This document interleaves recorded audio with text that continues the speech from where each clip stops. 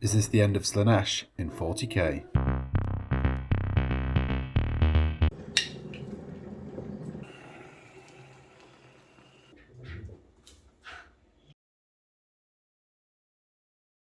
So we all know that Chaos hasn't had much love for quite a while, all except Death Guard.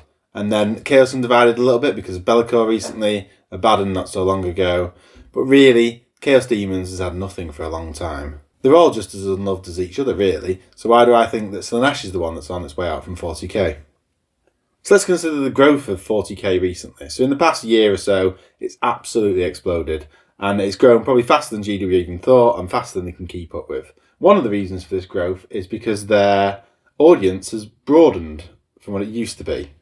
It's not necessarily mainstream, but it's definitely a bigger, wider audience with different tastes. And I think that Chaos doesn't really fit in with that model.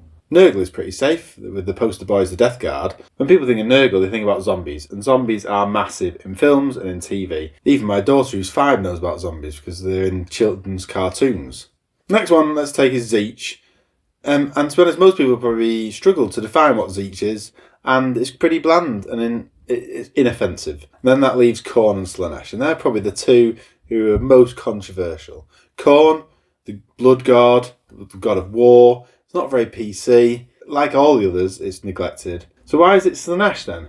And the reason why I think it's Slaanesh is because of how much is coming out for Age of Sigmar. And this Monday was an example, 2 amazing sculpts, like Greater Demons. They look a bit like Keeper of Secrets. You could probably proxy Keeper of Secrets with one of them. Amazing models and non-stop releases for Age of Sigmar. But nothing for 40k. And this is what makes me think that Slaanesh is on its way out from 40k. So thinking about Slaanesh, it's the god of pleasure, of sex. It's scantily clad ladies, boobs hanging out everywhere, models with millions of boobs. And you look at third parties like Creature Caster, amazing models, but they're ridiculously raunchy. And I play Warhammer with my son who's 9, and to be honest, I just gloss over Slaanesh, what it means to be the god of pleasure. That's where Games Workshop are thinking as well. That it doesn't actually fit in with them trying to become a more mainstream gaming system. On the other hand, Age of Sigmar, their high fantasy gaming system, appeals to a much narrower audience. And to be honest, it's not as popular as 40k, doesn't get as much coverage. So just having a look back at some of the releases for Slaanesh in Age of Sigmar, there's loads of stuff, and it's amazing. You've got Sigvald, Prince of Slaanesh. You've got the amazing Dire Army, Lord of Gluttony. You've got those weird bird runner things, the Bliss Barb Seekers. Some weird and fantastic sculpts. The Vengeful Alliance.